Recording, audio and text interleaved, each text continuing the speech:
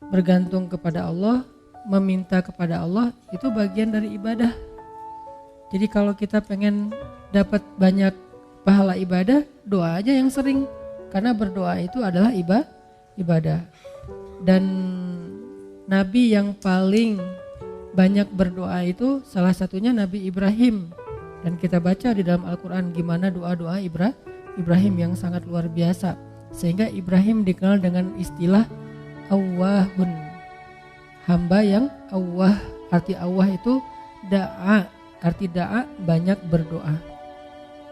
Jadi kalau Ibrahim aja Allah sayang banget kepada beliau karena suka berdoa, berarti doa itu adalah ibadah.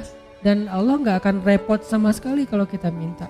Request kita sebanyak apapun ke Allah gak repot sama sekali.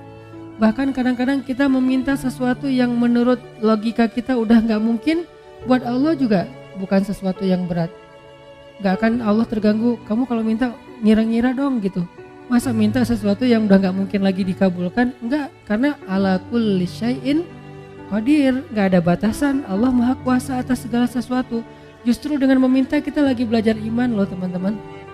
Meminta itu belajar iman. Kayak kita lagi mau jalan, naik kendaraan atau naik pesawat. Begitu dia mau take off, Bismillahirrahmanirrahim, ya Allah mudah-mudahan selamat kalau bahasa kita ya.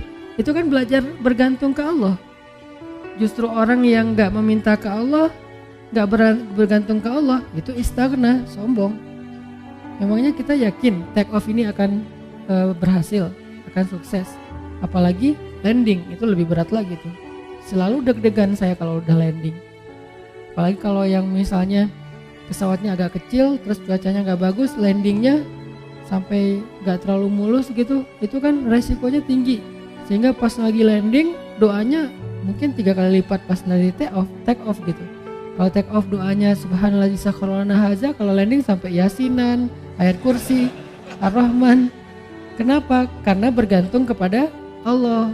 Loh kok pas lagi kayak gitu berdoa, ya ke siapa lagi coba? Kita berlindung, ke siapa lagi kita bergantung, ke siapa lagi kita berharap. Itu bagian dari iman. Jadi makin sering berdoa, kita makin sering belajar gantung, kayak manja gitu ke Allah. Dan emang harusnya kayak gitu, manja banget sama Allah. Ya Allah nih gimana ya, ya Allah saya ada ini, ya Allah ada itu. Terus saja setiap hari itu laporan ke Allah. Dia dikit-dikit nge-mention Allah, dikit-dikit angkat tangan. Allah sayang banget sama hamba yang kayak gitu. Justru kalau hamba ngerasa ini mah masih bisa dikerjain sendiri, ntar aja kalau udah susah baru minta sama Allah, Allah gak suka yang kayak gitu. Itu bukan mandiri, itu istighna, sombong. Masa hal yang sepele aja minta ke Allah. Nabi bilang mintalah kepada Allah walaupun garam. Garam aja mau masak minta ke Allah. Walaupun sederhana mungkin bahasanya. Ustadz, garam itu bukan minta ke Allah, beli ke warung, ke Alfamart, bukan minta ke Allah. Mungkin beli bisa juga dapat garam dengan seizin Allah pastinya. Tapi kita jadi gak belajar iman. Kita jadi gak dapat pahala. Apa susahnya sih tinggal bilang ya Allah ini kurang garam, Bismillah, jalan aja nyari garam. Dapat garam, ada 2 orang, yang satu beli garam di warung tanpa Bismillah, yang kedua beli garam di warung dengan Bismillah. Dua-duanya dapat garam, tapi yang kedua dapat plus pahala, iman, makin disayang sama Allah. Siapa tahu lewat masakan yang dia masak dengan Bismillah itu rasa cinta Allah tanamkan dalam hati suaminya. Kalau belum punya suami, siapa tahu itu calon mertuanya. Kan kata Nabi, di balik nama Allah selalu ada kebaikan kan? Jadi kalau kita bilang Bismillah gak ada ruginya. Tinggal kita bilang, ya Allah kurang garam, Bismillah, cari aja garam di warung. Yang kedua dianggap, itu mah gak perlu Bismillah juga dapat. Yang namanya garam gampang carinya. Ya dua-duanya dapat garam, dua-duanya masukin garam ke dalam masakan itu. Tapi yang satu berkah, yang satu tidak berkah. Segala sesuatu yang dilibatkan nama Allah di dalamnya, kata Nabi, Allah munculkan kebaikan atau keberkahan. Segala sesuatu yang tidak ada nama Allah, Allah cabut keberkahannya. Jadi bukan hanya masalah makanan yang kita makan teman-teman, tapi apa kebaikan setelah itu yang kita dapetin. Sehingga kalau misalnya kita ngerasa mampu pun secara logika sederhana, mudah, tetap pakai nama Allah, tetap minta sama Allah. Karena yang kita minta bukan yang mudah itu doang, tapi apa yang setelah itu.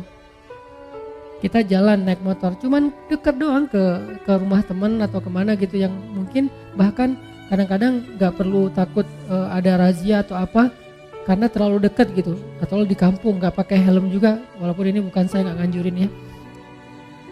Kan banyak tuh realitasnya kayak gitu ya, lupa bismillah, giliran yang jalannya biasa pakai razia, bismillahirrahmanirrahim, bismillahirrahmanirrahim, la haula wala quwwata illa billah, auzubillahi min polisi misalnya, sampai doanya macam-macam gitu kan ya. Kenapa? Karena dianggap itu beresiko. Giliran yang ringan-ringan enggak. Jangan lihat itunya doang, lihat apa setelahnya. Jangan-jangan pas kita nggak baca bismillah emang nggak ada kejadian apa-apa, tapi kita lupa, mungkin harusnya kita dapat kebaikan loh. Tapi gara-gara nggak baca bismillah kita nggak dapat kebaikan, walaupun nggak dapat musibah. Siapa tahu pas lagi kita jalan harusnya tadi Allah udah naruh, kayak kita main game kan suka ditaruh kayak bonus-bonus gitu, nyawa atau apalah ya. Terus kalau pas lewat nyamber dapat naik gitu nyawanya, dapat 1 strip, dapat 2 strip. Nah, kalau nggak baca bismillah kita nggak dapat itu, tapi pulang tetap selamat. Akhirnya kita pikir nggak ngaruh juga nggak baca bismillah. Nggak, jangan lihat kejadian itu aja, tapi lihat apa setelahnya. Siapa tahu dengan baca bismillah, bukan siapa tahu sih, yakin dengan baca bismillah kita dapat kebaikan yang kita min haitsu la yahtasib, yang kita nggak pernah tahu, nggak pernah duga. Yang kayak cerita saya dulu dapat, alhamdulillah beli rumah gara-gara sholat asar di masjid Cihanjuang yang sekarang dekat rumah. Kenapa bisa kayak gitu? Mana saya tahu ada yang akan jual rumah di masjid lagi sholat asar. Kalau bukan karena Allah yang ngatur banget kan segala sesuatu teh. Jadi minta sama Allah. Berharaplah kebaikan-kebaikan sebanyak apapun dari Allah, itu gak ngerugiin Allah. Sampai Nabi mengatakan, seandainya semua makhluk, semua manusia dari mulai Adam sampai manusia terakhir berkumpul sekaligus, lalu mereka semuanya meminta kepada Allah kebaikan dan pertolongan, maka Allah memberikan semua permintaan mereka dikabulkan satu persatu sesuai dengan hajatnya, maka semua itu tidak mengurangi kebesaran Allah, walaupun sekecil 1 tetes air yang dicelupkan dengan ujung jarum ke dalam lautan, sama sekali gak berkurang. Apa repotnya buat Allah? Ini berhala udah ngumpul semua, bukan sealatif loh. Dari Nabi Adam sampai manusia terakhir ngumpul, numplek semuanya, ya Allah, ya Allah, ya Allah, semuanya teriak, minta kepada Allah, dan Allah kabulkan satu-satu masing-masing dikabulkan sampai beres hajatnya. Itu nggak mengurangi kebesaran Allah walaupun seujung kuku sekalipun atau seujung jarum sekalipun. Jadi keliru kalau kita memahami seolah-olah Allah jadi repot gara-gara kita minta terus. Gak enak minta sama Allah terus, mending kita beribadah aja, jangan banyak minta, malu. Enggak, justru Allah kalau kita minta, Allah malu gak ngasih. Kan kata Nabi, Allah itu malu kalau hambanya mengangkat kedua tangannya dan meminta yang baik untuk tidak mengabulkan Allah, itu malu, pasti dikabulkan sama Allah.